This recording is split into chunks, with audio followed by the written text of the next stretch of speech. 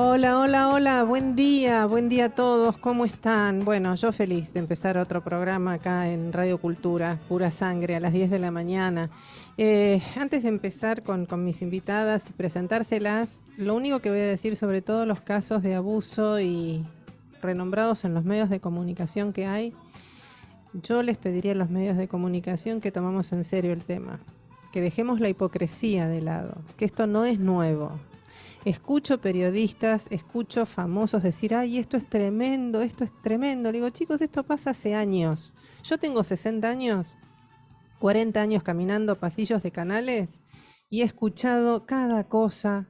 Menores abusados, femeninos y masculinos, por directivos, por periodistas, por funcionarios. Entonces, si vamos a hablar en serio para que desterrar este problema, hablemos en serio, pero en serio es tomemos las cartas en el asunto y blanqueemos que los abusos son historia en este mundo y en este país, pero siempre alguno más poderoso los tapa. El día que realmente se hable en serio por ahí, yo no digo que tienen que ir presos, como dicen todos por las pantallas de televisión, no, por ahí tomamos el tema en serio y hablamos con esta gente y ayudamos a esta gente a hacer un tratamiento para que deje de abusar a menores. Porque con una cárcel o con un juicio no se soluciona. Se soluciona hablando en serio y con madurez y haciendo un mea culpa de todo lo que hicieron, hacen y harán. Dicho esto, vamos a despedir el mes de la mujer, este mes que hemos dedicado a la mujer, con dos personas muy, para mí muy importantes, porque para mí es un honor charlar con ellas, hacen mucho por nosotras. Son personas que con muy bajo perfil, con mucha humildad y sin necesidad de hacer tanta prensa, trabajan humanamente, profesionalmente, acá y en el mundo, porque bueno, sus voces se escuchan en muchos foros internacionales. Y estoy hablando de la señora Alejandra Brandolini, especialista de comunicación, miembro de la Comisión Directiva del Consejo de Relaciones Públicas, licenciada en Relaciones Públicas, especialista en Recursos Humanos y presidenta del Foro Argentino de Mujeres Empresarias. Bienvenida, Alejandra, ¿cómo estás? Muy contenta de estar acá y aparte la conversación previa estuvo muy nutritiva. Muchas Sí, gracias, y Graciela. ahora lo vamos a contarle a la gente de qué estuvimos hablando. Y tenemos, creo que ya está conectada Alejandra. Alejandra María todavía no. Laura. Perdón, María Laura. María Laura no se conectó todavía. Bueno, yo la voy a presentar y cuando esté conectada la saludamos a la señora María Laura Farías. Ella es la presidenta de Voces Vitales o Vital Voices Cono Sur. Bueno, ella vive en Córdoba, así que en un ratito la vamos a tener conectada, pero ahora le vamos a contar a la gente lo que estuvimos hablando con la señora Alejandra Brandolini, que yo la conocí como presidenta de FAME, me la presentó una amiga que tenemos en común, que antes fue mi jefa, la señora Marisa Piñeiro. Y ahora en esta charla previa que tuvimos, acabo de descubrir una persona que no tiene paz, que trabaja de sol a sol y que ayudas mucho, ¿no, Ale? Sí, creo que es una beta social que la tengo desde muy chica Ujú. y creo fervientemente que tenemos que mirar al otro con sus necesidades y para eso creo que hay que accionar, Ujú. no debemos quedarnos nada más que en un speech. En el Foro Argentino de Mujeres Ejecutivas trabajamos arduamente y generalmente cuando armás una comisión directiva, comulgás en este sentido humanitario Ujú. que es ocuparse del prójimo. Es mucho más fácil trabajar con gente que tiene similitudes en valores, Sí, porque la gran crisis de valores que atravesamos es consecuencia de no haber practicado los valores. totalmente. Entonces, estuvimos hablando que yo hace muchos años, hace 22, que trabajo en el grupo de solidaridad del Espíritu Santo y hablamos de tejiendo la vida y de Ujú. lo que significa ayudar a mujeres para que permanezcan en una economía regional, que sus hijos estudien, Ujú. que sigan en los estudios más allá del primario, el secundario y el terciario. Y en solidaridad, como en todos los ámbitos donde me muevo, el hilo conductor es la educación. Creo que es Fundamental. lo que te hace un país rico, cuanto más educado lo tenés a cada uno de los habitantes que lo conformamos. Entonces, este aprendizaje que tengo en la vida de conocer realmente realidades muy, muy duras, que todo exige un sacrificio enorme, pero que tienen una actitud de asumir como que eso es lo que les tocó. Entonces, realmente uno se vigoriza ayudando a los demás. En Voces Vitales, que ahora María Laura va a hablar más, yo soy embajadora y he tenido a lo largo de mi vida muchas mentís, que las mentís después se transforman en tus mentoras. O sea, y te enseñan más que lo que uno pudo haberles dado de legado. Entonces, bueno, he tenido 70 mujeres y 13 hombres. Wow. Así que con una versatilidad enorme. Y yo les contaba que, por ejemplo, una de ellas era una campeona de taekwondo, que aparte tenía una ONG con profesores de taekwondo que dan taekwondo como disciplina para áreas vulnerables. Entonces, ¿qué es lo que nos falta? Yo digo, a todos los que estamos en asociaciones, cámaras, ONG, articulación. Totalmente. ¿Cómo nació en vos esto de la comunicación, las relaciones públicas? O sea, ¿cómo fue tu infancia? ¿Cómo te conectaste con esta beta solidaria? Bueno, la beta solidaria me conecté en la adolescencia con un cura jesuita que era Leopoldo Martínez, que era fantástico y, y trabajaba muchísimo con la juventud. Y al final después terminó ayudando a los indios Wichi, pero dejó sembrado esa beta social que era increíble. Yo me acuerdo que íbamos a distintos ámbitos, nos mostraba lo que eran los asilos, o sea, las distintas realidades y sobre todo agradecer todo lo que uno tenía. Yo me casé muy chica y tuve los hijos muy chicas. Mi segundo hijo falleció de muerte súbita. Después siempre tuve un sueño y era estudiar, estudiar y estudiar. Y gracias a Dios lo pude cumplir con 3 hijos y 2 perros. Como siempre digo, tengo un poder de aislación y de poner foco en la lectura. Sí. Otra de mis adicciones es leer. Tengo una tertulia literaria desde hace 14 años. Qué lindo. Sí, divina. Así que bueno, yo creo que el ser se tiene que nutrir permanentemente y se nutre de 2 formas. Una con el aprendizaje continuo y la otra forma es dar. No queda otra, porque cuando uno da, la vuelta es extraordinaria. Y yo digo que el que no da, se pierde eso, que es único. Entonces, creo que son las 2 cosas que te hacen crecer. ¿Por qué? Porque cuando el bebé nace, es egocéntrico para sobrevivir. O sea, tiene hambre, lo pone la madre en el pecho, mama, y bueno, y si vuelve a gritar, lo vuelves a poner, y así él se maneja. Entonces, después puede llegar a tener un hermanito, si no tiene un hermanito, el primito o el vecino y demás, va sociabilizando y va creando vínculos. Entonces ese niñito de golpe es mayor y ayuda al más pequeño de la mano a subir la escalera. Ahora, si nos quedamos en el egocentrismo y llegamos a la madurez siendo egocéntricos, y bueno, lo que prevalece es el ego y después el no poder mirar al otro y no poder mirar al prójimo porque no genera vínculos más que verse el propio ombligo. Por eso creo que somos tan proclives al monólogo y no al diálogo. Totalmente, es verdad. Bueno, ahora sí la tenemos a María Laura y la podemos saludar. Aunque no la veo, la saludo. Sí, yo acá estoy.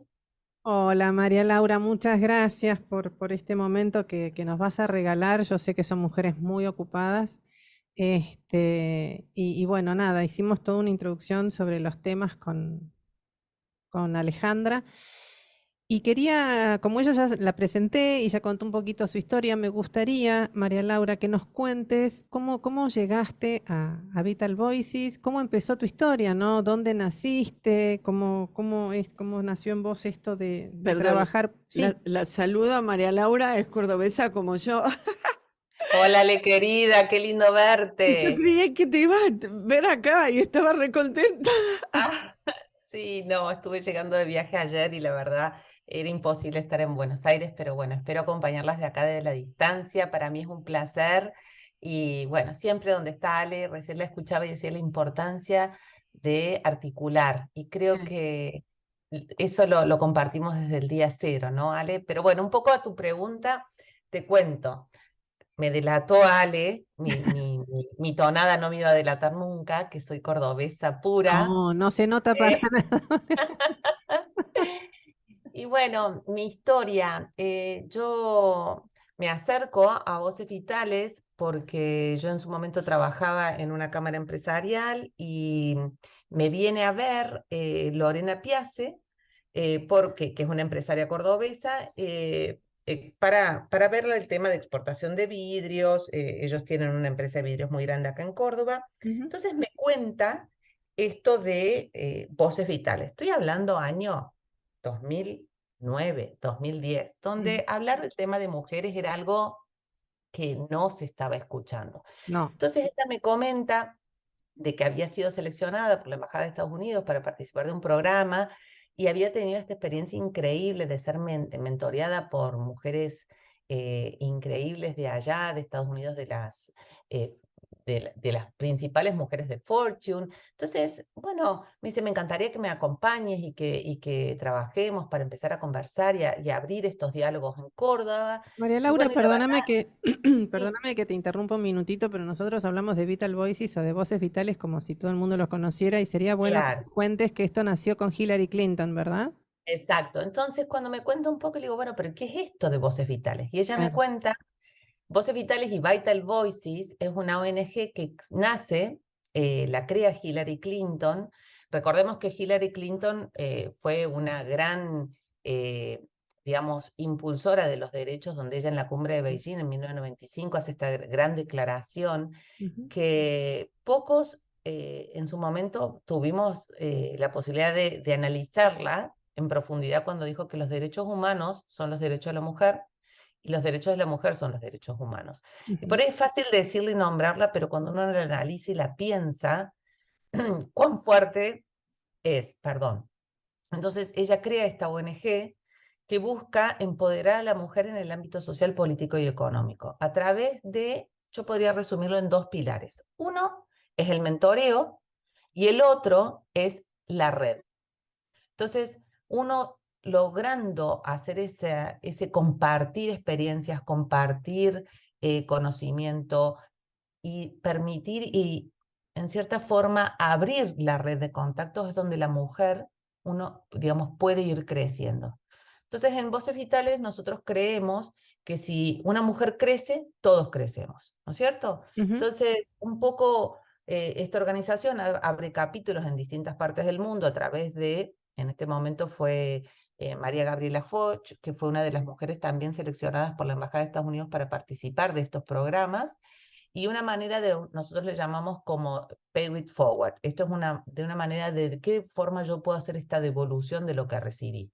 Bueno, se abrió este capítulo y nosotros ¿qué hacemos? Impartimos y promovemos este empoderamiento de la mujer en la región de América Latina a través de esto mismo, empoderamiento de la mujer y esta red. Y un poco lo que comentaba Ale, uno de los programas que tenemos, que es tanto la caminata de mentoreo Ujú. como los programas de mujeres líderes, es identificar mujeres, en este caso como Ale, que son grandes mujeres que tienen mucho para aportar a jóvenes que están iniciando su camino.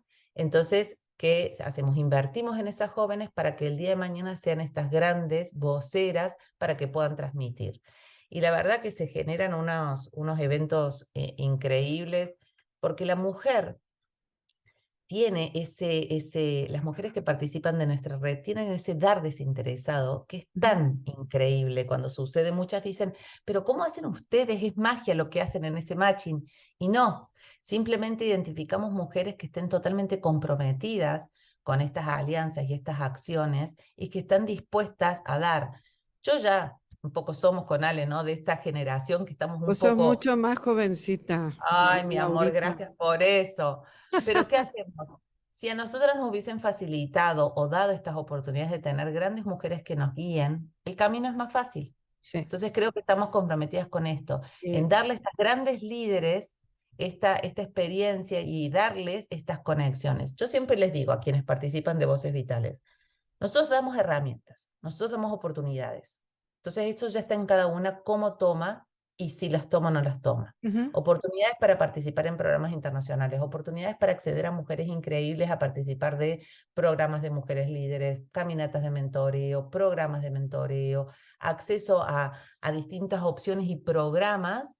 Entonces está después la actitud de cada uno de tomarlo, ¿no? Y ahí es donde nosotros buscamos eso que mostramos en nuestro programa, de identificar esa líder. Y cuando identificamos esa líder, que es esa líder que sale a buscar todo, que quiere tomar estas herramientas, hacemos la inversión de darle visibilidad, la conectamos, la contactamos, la empujamos y la acompañamos a esos desafíos, y de esa manera esa mujer va a ir creciendo y va a ir fortaleciendo sus posiciones. Es perfecto, me lo dejas picando. Yo voy a decir, yo tengo una empresa. No, pero por favor, no. Sí. Es que, a ver, ustedes no nacieron de un repollo, algo hacen hasta... Tengo una empresa que somos 45 personas y tengo una gerente general mujer que está hace 25 años al lado mío, que es fantástica. Porque siempre me olvido de decir la empresa. Nombrémosla. Patricia Moirano. ¿Y la empresa cuál es? ABECOM. Nosotros somos especialistas en comunicaciones internas. Yo siempre digo que yo pasé de externas a internas también por la vocación de servicio, porque siempre decía, bueno, ¿qué diferencia hay entre lo que se muestra para afuera y para adentro? No tendría que haber diferencia. Sí, pero bueno, la verdad que con María Laura trabajamos codo a codo y ambas nos gusta articular. Entonces, cuando ingresé a FAME, dije, bueno, soy FAME, pero soy embajadora de Voces Vitales. Entonces vamos a hacer muchas cosas juntos. Hicimos el 1 de marzo un movimiento hermoso, Red Shumudan.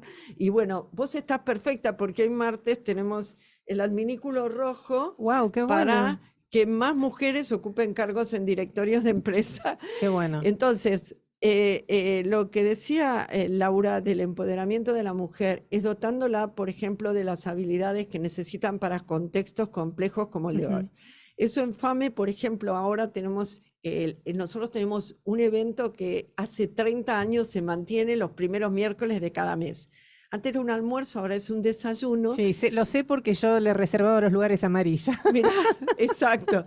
Bueno, la cuestión es que este próximo miércoles va a ir Conrado Stoll, que es un neurólogo, sí, que desde la neurociencia va a hablar sobre la necesidad del mundo de tener más mujeres. Sí. Y lo bueno es que va con su mujer, Clarisa, y que tiene una empresa, y entonces él presenta a su mujer Clarisa. Y yo creo que acá está un gran cambio que las mujeres tenemos que tratar de construir, que hombres hablen de mujeres.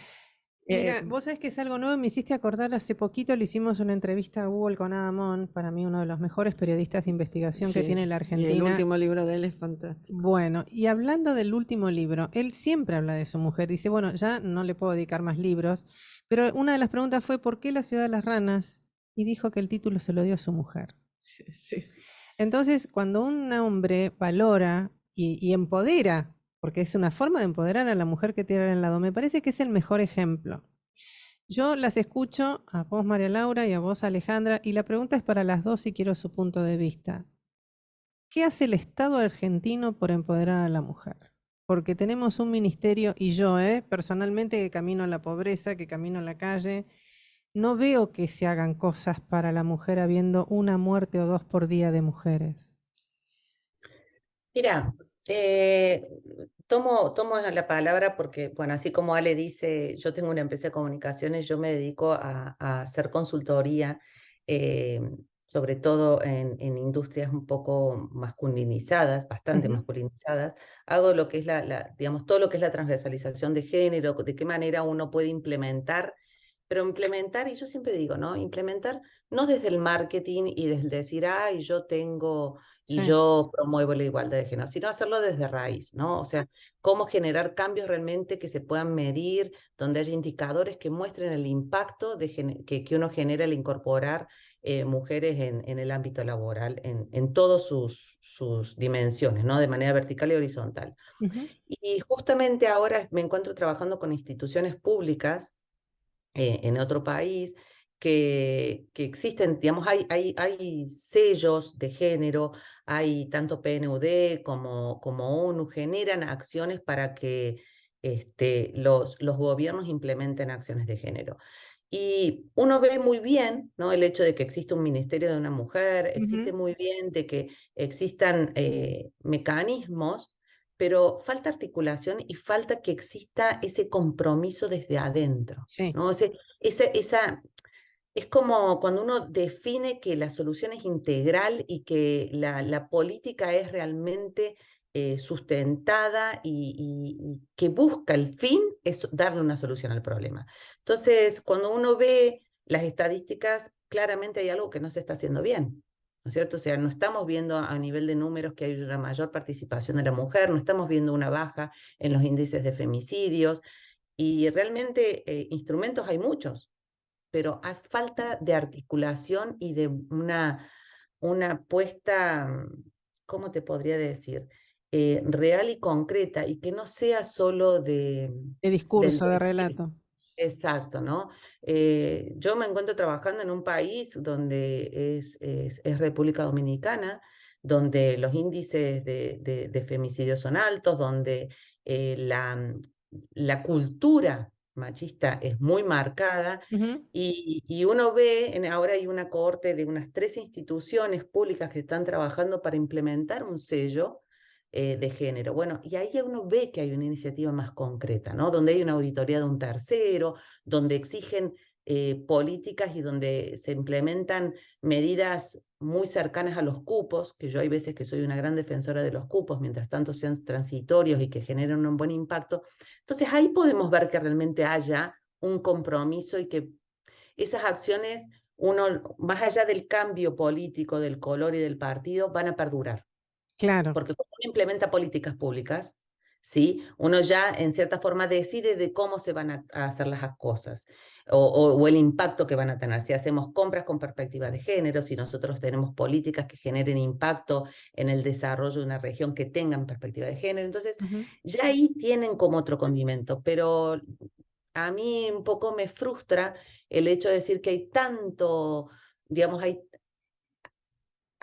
un ministerio de una mujer, hay muchas acciones que se hacen, pero no hay acciones que estén dirigidas para medir el impacto y que tengan un impacto real y concreto. Y Es, eso, bueno, en es mi caso así, me es genera así. una frustración importante. Sí, Lau, porque como venimos también del sector privado y demás, cuando a uno lo evalúan, lo miden por los resultados.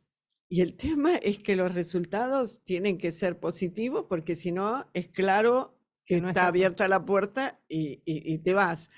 Entonces yo creo que la auditoría que mencionaste para un ministerio, bueno, o una secretaría o una dirección, porque hay tantas cosas que Ujú, uno termina no entendiendo qué es ujú. lo que hay. Sí, Y sobre todo que hay ministerios o secretarías en las intendencias que muchas veces no tienen la articulación a nivel nacional. Después, los presupuestos que se manejan, ¿hay una auditoría? ¿A no, dónde van? O sea, ¿qué estrategia hay? ¿Cuál es el resultado de la gestión? Creo que hay un montón de cosas para tener en cuenta que tienen que ver con la operación y la ejecución que no son controladas. Y la verdad que son presupuestos enormes, pero ¿cómo se distribuyen? No tengo idea. Yo no manejo eso. Lo que sí manejo es que hay varias razones. La precariedad del trabajo, en muchos casos, el hecho de que no esté en blanco, el nivel de la droga, que sí, también es un nivel muy alto para altísimo. la violencia, el nivel del alcoholismo. Entonces, la pandemia, que todavía estamos viendo recién los resultados post-pandémicos a nivel físico, psicológico y todo lo que conlleva el haber vivido y sobre todo un aislamiento tan prolongado como el que tuvo Sí, nuestro país. Entonces, vemos femicidios, nunca hemos tenido tantos, nunca. nunca. Después, violencia doméstica Tremendo. es tremendo. Después, por ejemplo, toda la parte de la justicia, si bien ha mejorado en lo que hace a tiempos y demás, acá se trabaja con urgencias Ujú. y tampoco hemos mejorado demasiado en ese tema porque, por ejemplo, las perimetrales no se respetan. No, Entonces, Tenemos todo eso por un lado. Por otro lado, si hablamos de equidad salarial, tampoco estamos en situación de decir que nuestros salarios son equitativos. Y acá yo te decía que hay dos temas que son muy importantes para tratar, que desde FAME los estamos tratando de poner sobre la mesa, lo mismo que de Voces Vitales. Es, cuando la mujer va a aplicar a un trabajo, primero tiene que tener todo lo que pide el trabajo o más que ese trabajo, porque su inseguridad y su autoestima no trabajada no le permite aplicar como un hombre que a veces no tiene todas las competencias y se tira a aplicar. Ese es el primer punto. El segundo punto, cuando le preguntan cuánto quiere ganar, generalmente dice menos. Y la empresa, si alguien le dice menos, no te va a ir a pagar más. No. Entonces, creo que hay puntos para trabajar en lo que hace mandatos culturales que son ancestrales y que la mujer lo lleva y lo sigue llevando. Y por otro lado, habría que reformular todos los que estamos trabajando en asociaciones de mujeres o lo que fuera, ¿cómo es nuestra estrategia? ¿Hacia dónde vamos? Si el mensaje es claro, ¿qué contenido le mostramos? Porque muchas veces se confunde. Entonces, cuando hablamos de inclusión, ¿qué estamos queriendo decir? Porque el consensuar significados, también la audiencia va a entender mejor qué es lo que queremos hacer. Totalmente. Yo voy a dejar un tema, tenemos que hacer un cortecito pequeño y quiero contarles a ustedes 2 episodios, porque yo valoro mucho todo la movida de defensa de la mujer, pero hay cosas que no estaría entendiendo, ¿no? A veces se defiende mucho un lenguaje inclusivo que es realmente ridículo y se tapan casos de abuso, de violaciones en entidades del Estado.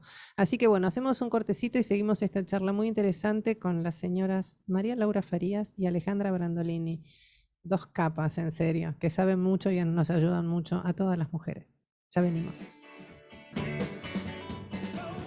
Bueno, ya estamos de nuevo en el aire. Habíamos quedado... hay 2 puntos que tocaron tanto María Laura como Alejandra, que yo los voy a llevar al terreno, ¿no? Al territorio, como se dice, el concreto. Yo trabajo como voluntaria en una fundación que queda en Lima, provincia de Buenos Aires, que se llama Acamasoa Argentina.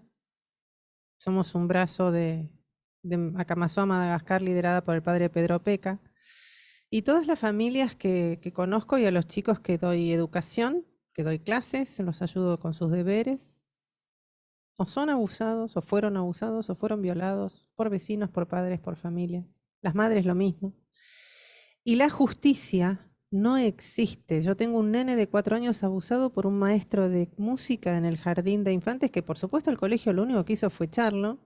Las otras madres por miedo no denuncian, una sola mamá denunció, y la fiscalía todavía no le da psicólogo y no resolvieron nada de la causa. Este señor sigue dando clases en Zárate, no en Lima, pero sí en Zárate.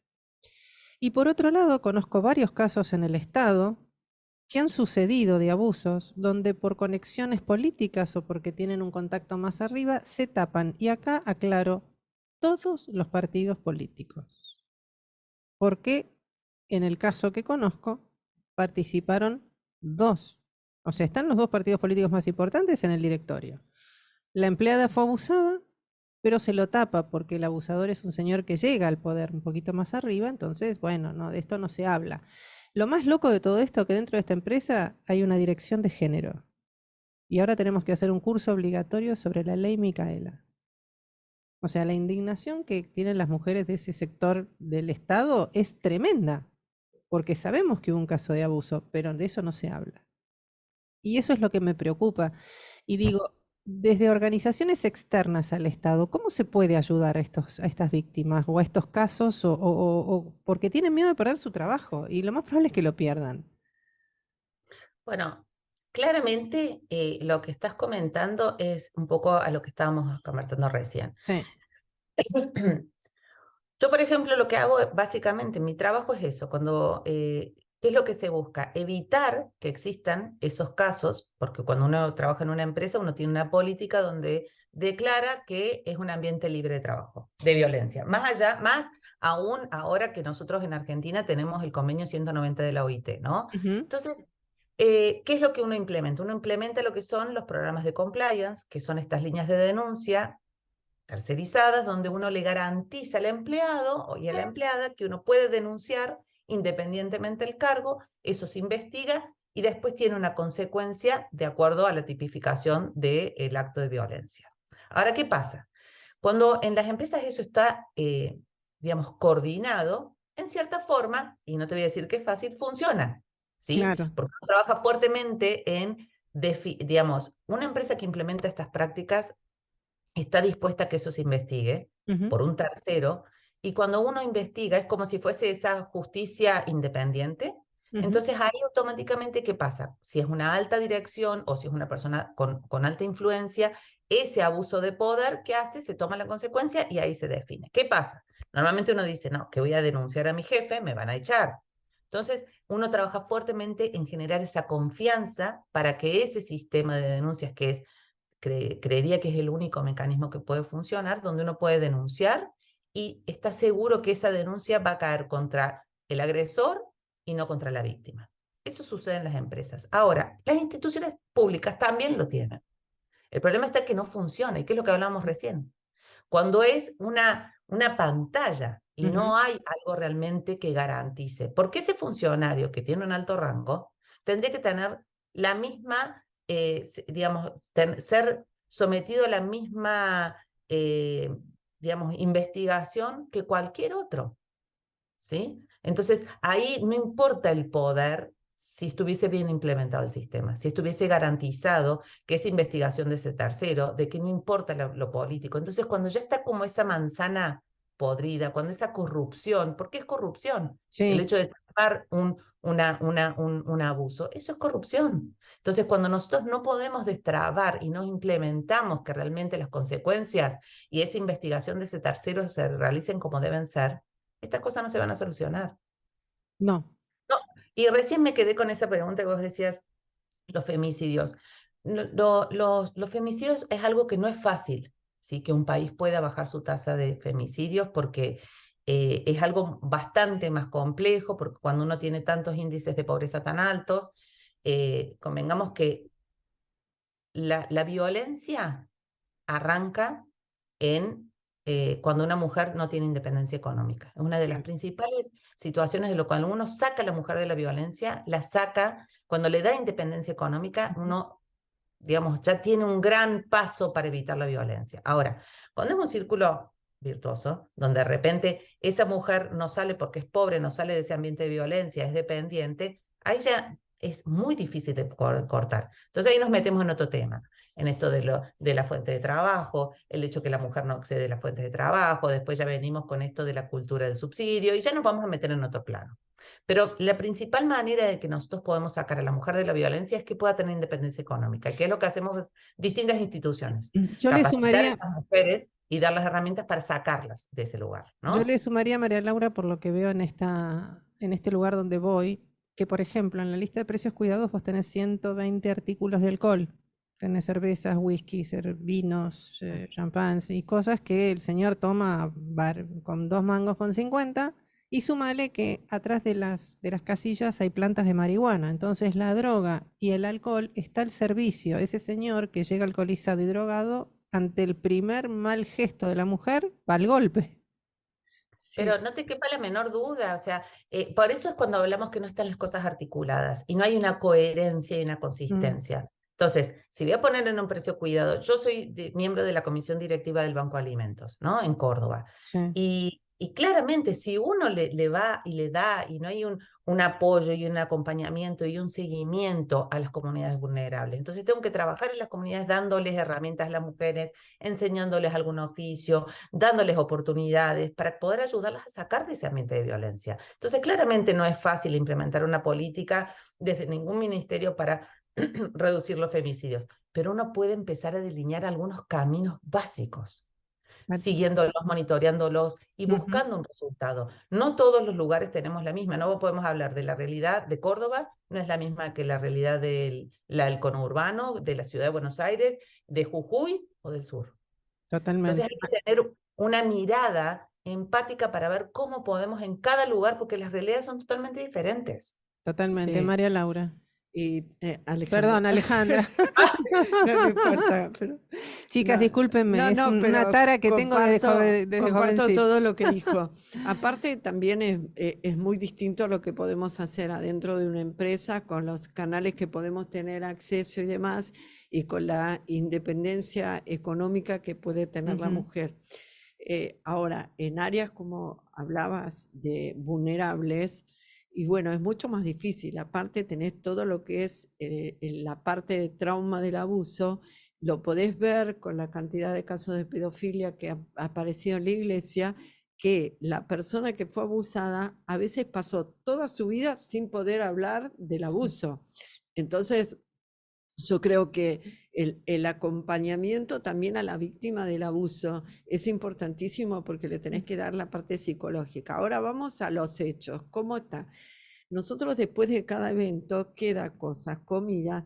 Entonces la llevo generalmente y pregunto, ¿quién necesita esto? Entonces, no, llévalo al asilo del Colegio Marín porque los viejitos no tienen dientes, así pueden comerlo y demás. No, tráemelo porque tenemos que darle el desayuno a los chicos.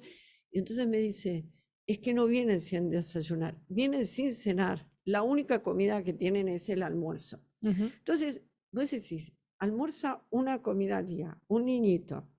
No, aprender, ¿qué va a ir a aprender? O sea, si no, tiene hambre. Sí. Bueno, ese estado de vulnerabilidad donde vive, que a lo mejor están esto y demás, con un padre que no trabaja, pero, por ejemplo, nosotros en Florencio Varela con el Grupo de Solidaridad tenemos 4 generaciones que no han trabajado. En Lima pasa lo mismo. En 4 generaciones. Entonces, y acá vamos a la mujer.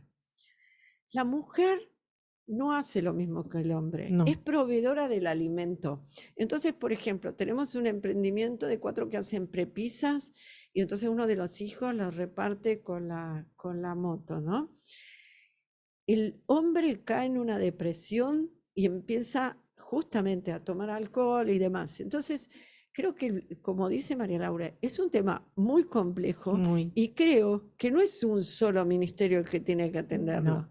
Entonces, también la infancia está súper desprotegida, lo hemos visto por los últimos casos, y a raíz de los casos que salieron a la luz, hay muchísimas más denuncias de menores que son abusados, castigados psicológicamente y demás.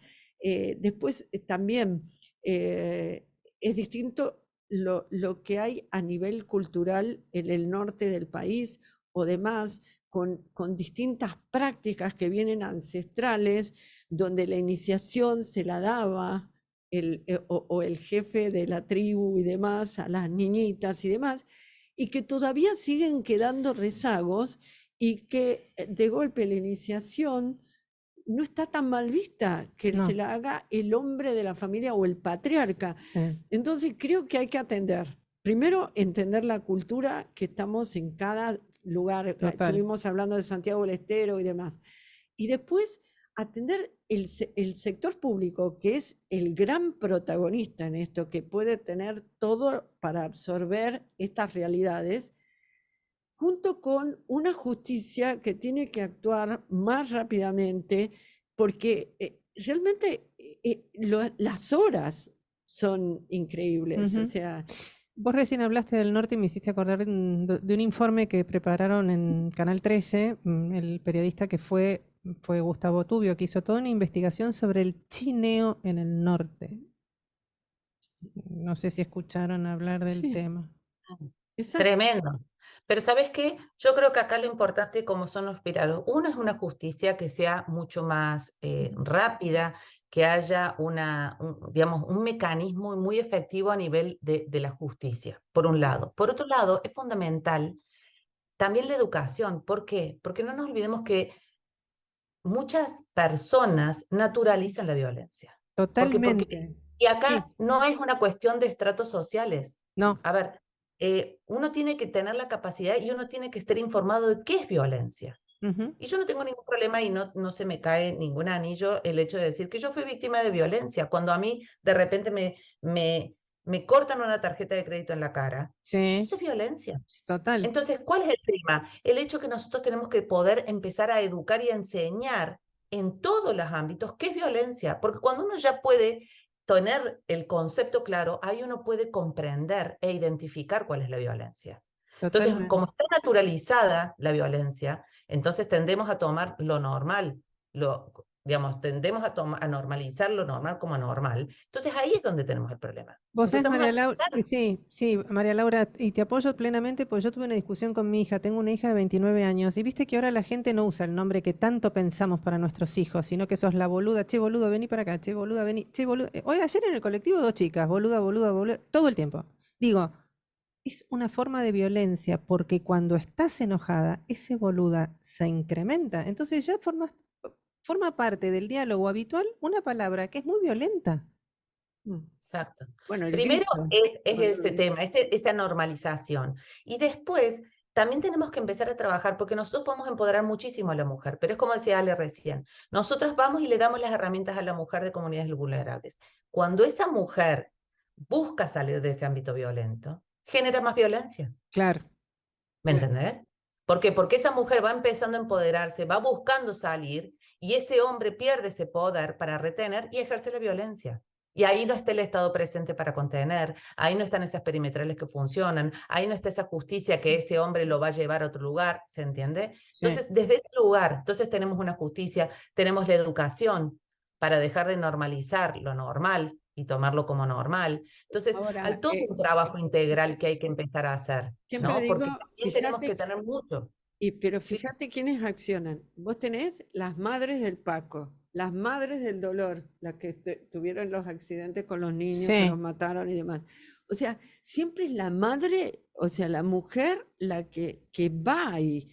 O sea, es increíble la fuerza que tiene, pero hay que ver qué hacemos con esa fuerza, claro. dónde pone esa fuerza, porque es muy desgastante todo el camino. Entonces, si, y por ejemplo, yo atendía una ONG que se ocupaba de violencia doméstica y bueno, y tenía un local en la parroquia de la zona, porque el único lugar donde dejaban que fueran las mujeres sin violencia era decir, voy a rezar. Entonces armaron una oficina en la parroquia, muy oculta y demás, Ujú. para que no se supiera, para poder decir todas las causas de violencia doméstica. Entonces, ahora con los móviles y eso también hay un montón de mecanismos que se puede acudir para comunicar incluso con signos. Bueno, creo que fue en TikTok o algo así, que haciendo el signo de Sí, violencia sí. pudieron rescatarlas. Entonces, hay un montón de canales, pero cuando la persona es violentada, pierde la capacidad de pensar. Y pierde la fuerza también, Sí, ¿no? Como que te totalmente. sí, rendís. pero también tenemos que tener en cuenta de que yo soy un poco enemiga de hacer esta gran división de poner al hombre en el lugar del malo y a la mujer de la vulnerable, ¿no? Yo creo que a ese hombre nació de una mujer. Y Obvio, ese hombre fue criado por una mujer que totalmente. normalizó situaciones de violencia. Entonces Sí, también hay que educar a ese hombre, sí. ¿sí? Sí. Hay que educar y hay que poder llevarle a que darle la oportunidad que haga un cambio de conducta, porque esa persona, ese hombre también a lo mejor vivió una situación donde aprendió que ese era el modo, ese era el mecanismo. Seguramente el padre tenía el mismo mecanismo Pero no te autoritario. quepa duda. Claro, Ojo, que siempre puede haber cosas que vengan de un lugar desde una maldad, estamos de acuerdo, pero hay muchas veces que son comportamientos y conductas aprendidas y ahí empieza el factor cultural. Entonces, si Mira, nosotros como eh, Estado no trabajamos en una transformación cultural donde se promueven valores y formas total. distintas y donde hay una enseñanza integral, entonces si nosotros cuando inician los niños en el colegio empezamos a trabajar esta enseñanza, de lo cultural, digamos, del género, del sexo, del respeto, de los derechos humanos, ahí empezamos, ahí podemos, o sea, son distintos lugares donde tenemos que abordar el tema. totalmente. A mí hay algo que me preocupa mucho, chicas, y es que siendo un senador, creo que es, o diputado, el señor Alperovich, y teniendo una denuncia, el Estado lo cubre, el gobierno lo cubre. Digo, ¿qué ejemplo le estamos dando a los violadores menores? La impunidad. Es Pero así. la impunidad está en todos los aspectos. O sea, Claro, tenemos gobernantes que son condenados y que no están teniendo sus condenas, entonces hay una impunidad, hay sí. Entonces, si yo no veo, ¿sí? Es como que yo te dijera, si mi papá y mi mamá no retan al que se porta mal, ¿para qué me voy a portar bien si Claro. portándose mal no me Hay, retan? hay un tema no menor que son las familias disfuncionales. O sea, yo tuve un robo, pero muy fuerte, y no terminé muerta, y como me dijeron, porque era mujer. Porque en la vida, a veces de lo que delinquen y demás, siempre hay una figura de padre abandónico, Sí. pero siempre hay una mujer que fue la madre, la vecina, la abuela o la tía que lo cuidó, o sea, con lo que pudo, Ujú. pero siempre hay una figura femenina. Por eso, a la hora de gatillar, por ejemplo, es mucho más fácil gatillar a un hombre enfrente que a una mujer, porque la figura femenina lo cuidó. Eso me dijo, o sea, después alguien especialista en todo lo que era, porque realmente fue muy fuerte y no tienen idea por qué no me gatillaron. Entonces, creo, como dice Laura, hay que educar. Ahora, Sí. para educar, tenemos que ir a lo primero, hay que Ujú. alimentar a la madre embarazada y alimentar al niño en sus primeros años de vida, donde forja toda la parte del sistema nervioso y demás para el aprendizaje. Entonces, si estamos viendo que van al colegio con una comida diaria, y bueno, realmente duele mucho Ujú. el porcentaje de pobreza que tiene un país rico en alimentos, y valga la Totalmente. redundancia, que María Laura está en banco de alimentos. Ujú. Entonces, creo que es un problema integral y que va todo concatenado. La Sí. precariedad, la falta de alimento, la falta de educación, el aumento del consumo de alcohol, de sustancias y demás, hace que el cóctel sea letal. Es muy terrible.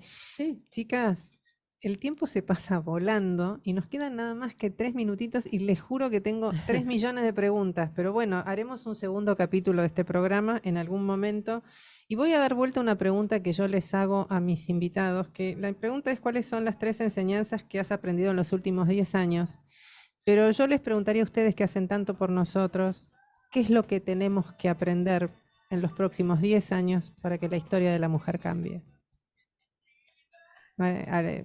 Le doy la palabra a María Laura y después a Alejandra. Mira, para mí lo que tenemos que aprender es realmente tener una conciencia de los derechos humanos, ¿no? Yo creo que cuando yo hay una capacitación que desarrollé que se llama Conocer para Reconocer, ¿no? Ujú. Entonces yo creo que lo que nos falta es falta de conocimiento. Yo creo que a la mujer se le abrió una puerta, pero que salió por una puerta, pero sin conocer. Entonces, Ujú. como todo proceso de transformación cultural, esto es como un péndulo, va de un extremo al otro. Sí. Entonces empezamos a hablar con este lenguaje inclusivo, que lo politizamos, esto de tener géneros y lo ponemos a nivel de campaña política. Tenemos que aprender, porque yo creo que la base de todo es cuando uno tiene conocimiento. Si uno tiene conocimiento, tiene poder. Sí. Entonces, tenemos que conocer cuáles son nuestros derechos, tenemos que conocer, ¿sí?, cuáles son las herramientas que tenemos y en función de eso poder actuar de una manera responsable con ese poder. Yo creo que eso es lo que tenemos que aprender. Eso sería para mí ese gran desafío. María Laura, gracias. Alejandra. Sí, estaba aprendiendo y creo que lo que más que hay que aprender es a desaprender un montón de cosas. Y bueno, voy a terminar con algo que me pasó. Acabo de volver de vacaciones y estuve buceando y aprendí a bucear en aguas abiertas. Y lo importante cuando uno bucea es que bucea siempre con alguien al lado. Ujú. Porque si te falta el oxígeno, tenés que tener la capacidad de decirle, quedé sin oxígeno, dame tu oxígeno. Y si el otro que está al lado se queda sin oxígeno, te lo pide a vos. Entonces creo que en contextos tan difíciles, conflictivos, complejos como el que vivimos, hay que aprender a dar oxígeno y a pedir oxígeno.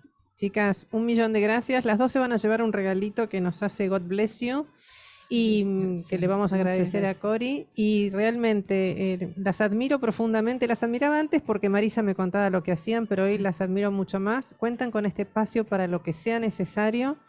Y gracias nuevamente. Sigamos trabajando para que el mundo mejore un poquito. Creo que cada uno de nosotros con un pequeñito granito de arena podemos ser mejores. Muchas gracias, María Laura. Gracias por todo. Gracias, Alejandra. Hermoso conocerlas. De verdad, chicas, me voy con el alma, con alguna esperanza de que podamos hacer juntas muchas cosas por las mujeres que no tienen voces. Gracias a todos. Nos escuchamos y nos vemos el martes que viene. Buena semana. Los quiero.